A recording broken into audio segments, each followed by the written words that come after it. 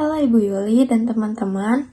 Sebelum memulai video materi ini lebih dalam, perkenalkan, saya Nailam, absen 19, dan selama saya membahas materi ini, saya akan ditemani oleh Fidela, absen 11. Kami akan membahas materi tentang meningkatkan aset kaum miskin.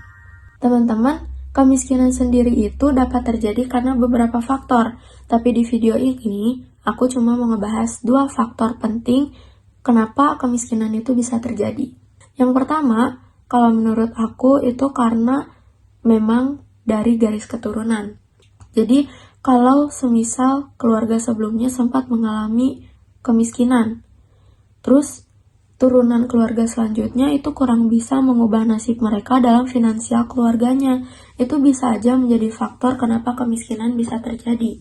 Faktor yang kedua, itu karena kurangnya pendidikan serta memperdalam intelektual masyarakat. Semisal, dalam suatu daerah, pendidikannya itu kurang diperhatikan. Jadi kayak orang mau sekolah juga opsional, atau mungkin orang yang mau sekolah itu cuma mut-mutan doang. Itu bisa menjadi faktor utama kenapa kemiskinan bisa terjadi. Apa sih hubungannya? Karena kalau misal kita nggak dapat pendidikan, otomatis kita nggak dapat pengetahuan dasar. Nah, kalau kita nggak punya pengetahuan dasar, kita juga nggak punya keahlian, entah itu dari segi berbisnis, bersosialisasi, atau ngapain juga kita nggak bisa, karena emang kita juga nggak tahu pengetahuan dasar itu kayak gimana, gitu. Nah, karena mereka nggak punya keahlian, maka mereka lebih memilih untuk pengangguran. Untuk aset, apa sih aset itu? Aset adalah sumber daya yang punya nilai ekonomi dan punya manfaat di masa depan. Nah, di negara berkembang kayak Indonesia ini, aset itu dibagi jadi 3. Aset tanah, modal fisik. Nah, modal fisik itu kayak mesin dan juga bangunan. Terus kalau modal finansial, itu ada uang dan juga saham. Tapi sayangnya, ketiga aset ini tuh cuma bisa dikendalikan oleh beberapa orang doang. Nah, artinya sebagian besar penduduk gak punya cukup aset untuk menghasilkan pendapatan yang besar atau stabil. Karena distribusi aset ini gak merata atau terjadi ketimpangan, kelompok minoritas penduduk punya sebagian besar aset bisa menghasilkan pendapatan yang jauh lebih tinggi dibanding mayoritas yang gak bisa mengendalikan aset-aset ini. Akibatnya apa? Akibatnya, mereka yang memperoleh lebih dari 50% total pendapatan nasional, meskipun jumlah mereka yang bisa mengendalikan aset ini lebih sedikit, tapi karena mereka bisa mengendalikan 3 aset penting ini, otomatis pendapatan mereka bakal lebih besar dibanding minoritas yang gak bisa mengendalikan aset-aset ini.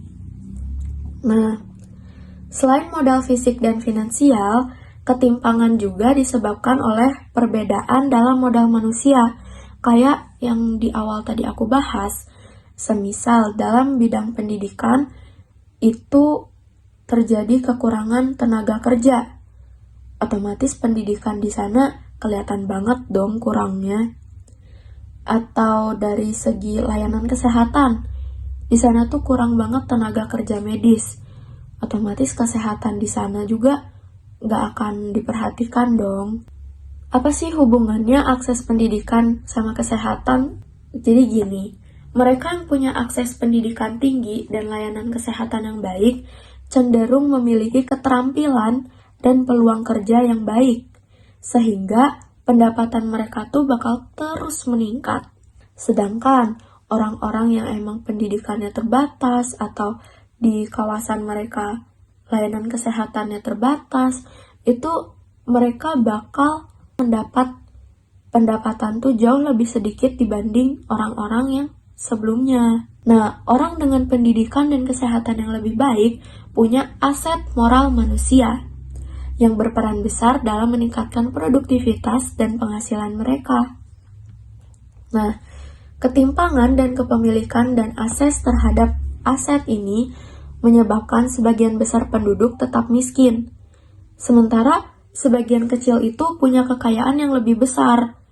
Nah, hal ini tuh bisa memperparah ketimpangan ekonomi dan membatasi peluang bagi sebagian besar penduduk untuk meningkatkan taraf hidup mereka atau mengubah nasib mereka dalam finansial.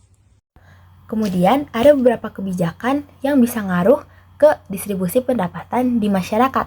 Paling utama tuh lewat reformasi pertahanan atau bisa juga kita sebut sebagai reformasi agraria.